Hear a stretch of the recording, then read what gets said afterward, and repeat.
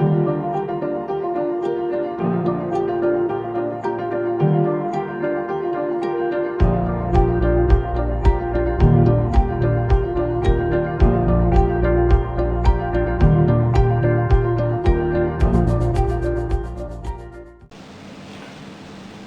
Doctor हकीम Aslam Javed word of Unani channel से। आप हमारे चैनल वर्ड ऑफ यूनानी को सब्सक्राइब कीजिए, बेल आइकन दबाइए, इसकी वीडियोस को ज़्यादा से ज़्यादा शेयर कीजिए, क्योंकि ये आपके फ़ायदे के लिए होती है। हम आपको आपके फ़ायदे के लिए आपकी बीमारियों के बारे में, जो भी आपको परेशानियां होती हैं, यूनानी दवाओं के बारे में, यूनानी इलाज के बारे में बताते हैं। आप हमारी मदद कर सकते हैं, हमारी हेल्प कर सकते हैं। बहुत बहुत शुक्रिया आप लोगों का बहुत ज़्यादा अच्छा रेस्पॉन्स हमें मिल रहा है। इसके लिए आप लोगों का दोबारा एक बार बहुत बहुत शुक्रिया, धन्यवाद। आप हमारी हेल्प कीजिए यूनानी को घर घर तक पहुंचाने के लिए। आज हम आपसे बात करना चाहते हैं कि सर्दियों में क्या एहतियात हमको बरतनी चाहिए। बहुत सी बीमारियों के बारे में भी हम आपको बताएंगे जो ख़ास तौर से सर्दियों के मौसम में होने लगती हैं या होती हैं। सर्दियों का मौसम दस्तक दे चुका है। आपको मालूम है कि सर्दियां तकरीबन आ चुकी हैं। बहुत ज़्यादा तो नहीं, लेकिन सर्दियों की शुरुआत हो चुकी है। कई मामलों में ये मौसम बहुत सुहाना होता है, लेकिन इस मौसम में कुछ बीमारियों के मामले कहीं ज़्यादा बढ़ जाते हैं। बावजूद इसके कुछ आप एहतियात बरतकर मौजूदा मौसम का लुत्फ़ उठा सकते हैं। कुछ परेशानियां जो हैं ज़रूर आती हैं इस मौसम में, ख़ास तौर से बहुत सी बीमारियां इस मौसम में होती हैं।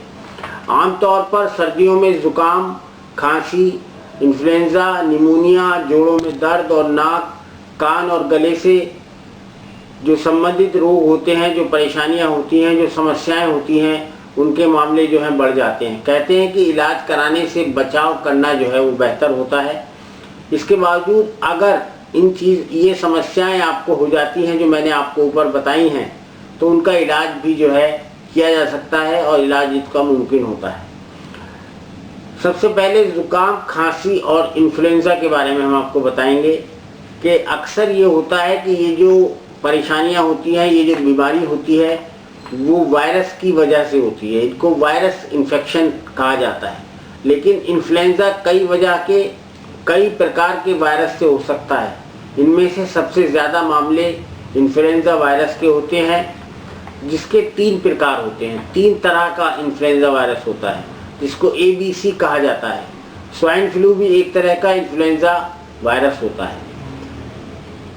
इन तीनों समस्याओं में बुखार, सर में दर्द, बदन दर्द, नज़ला, ज़ुकाम, भूख कम लगती है और सुस्ती बने रहने के जो है लक्षण जो है प्रकट होने लगते हैं। इसके अलावा खाना कम खाया जाता है और सांस लेने में तकलीफ बहुत ज़्यादा होती है। इस तरह की जो सिम्टम्स हैं वो भी सामने आते हैं। इसका इलाज क्या होना चाहिए, इनके इलाज के बारे में हम आपको कुछ बताना चाहेंगे।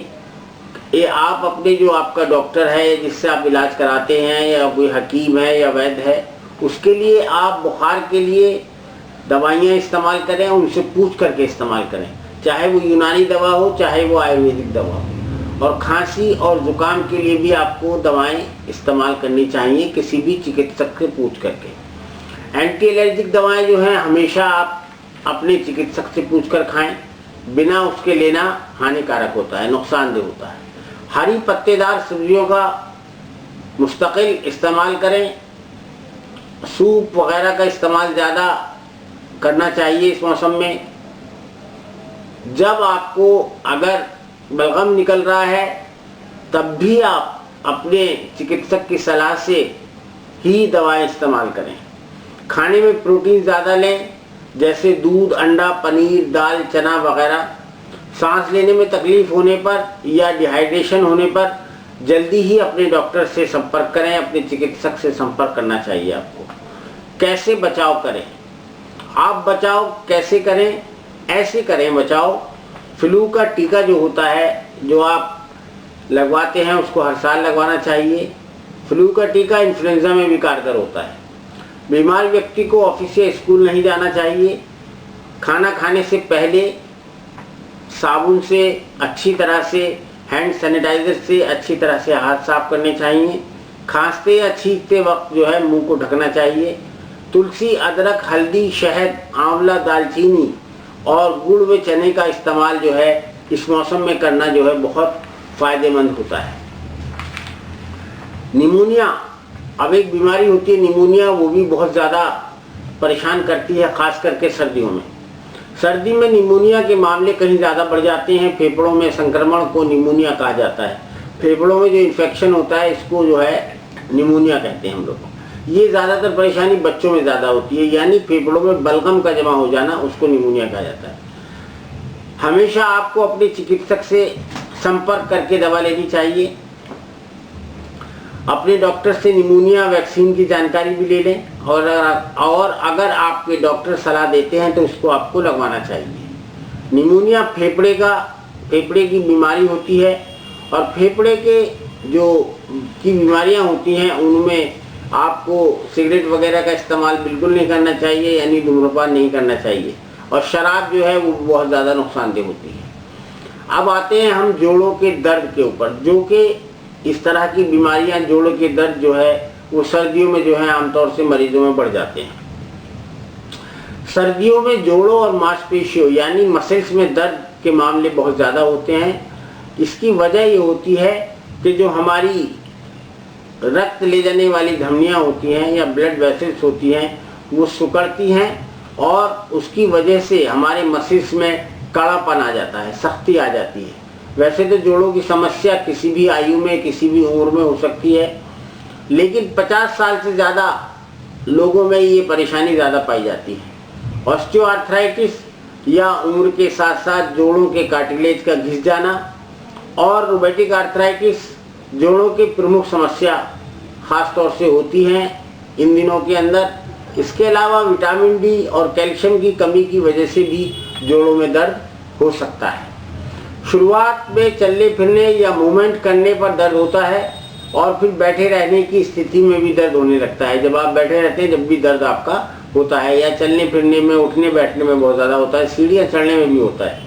इसके अलावा ख़ास तौर से ये परेशानी ज़्यादा देखी गई है सर्दियों में कि जो जॉइंट्स होते हैं उनमें स्वेलिंग आ जाती है, यानी जोड़ों में जो है सूजन आ जाती है। जोड़ों के दर्द से राहत पाने के लिए और इन्हें जोड़ जो है आपके चलते फिरते रहें, गतिशील बने रहें, इसके लिए जो है आप अपने चिकित्सक, किसी यूनानी चिकित्सक से या जिससे आप चाहें उससे आप मशवरा करें। और इसके अलावा जो भी स्पेशलिस्ट डॉक्टर होते हैं, कैल्शियम और विटामिन डी वगैरह का इस्तेमाल आप उनसे पूछ करके कर सकते हैं। एक बीमारी जो है इस वक्त सर्दियों में ख़ास तौर से हो जाती है, उसको हाइपोथर्मिया कहा जाता है। शरीर का जो हमारे तापमान होता है वो अगर नॉर्मल से नीचे चला जाता है तो उसको मेडिकल भाषा में हाइपोथर्मिया कहते हैं। सर्दियों में ये रोग ख़ास तौर से बुजुर्गों को और बच्चों में ज़्यादा होता है। कैसे पहचान करें हाइपोथर्मिया की? ऐसे पहचान करें कि शरीर जब ठंडा पड़ जाता है और शरीर के तापमान का 95 डिग्री फ़ारेनहाइट से कम होना, सुस्ती आना और कभी कभी आवाज़ चेंज हो जाती है इस बीमारी के अंदर, तो ख़ास तौर से ये समझना चाहिए हमें, अगर सर्दियां हैं, कि ये हाइपोथर्मिया हो सकता है। हाइपोथर्मिया से राहत पाने के लिए हमें क्या करना चाहिए?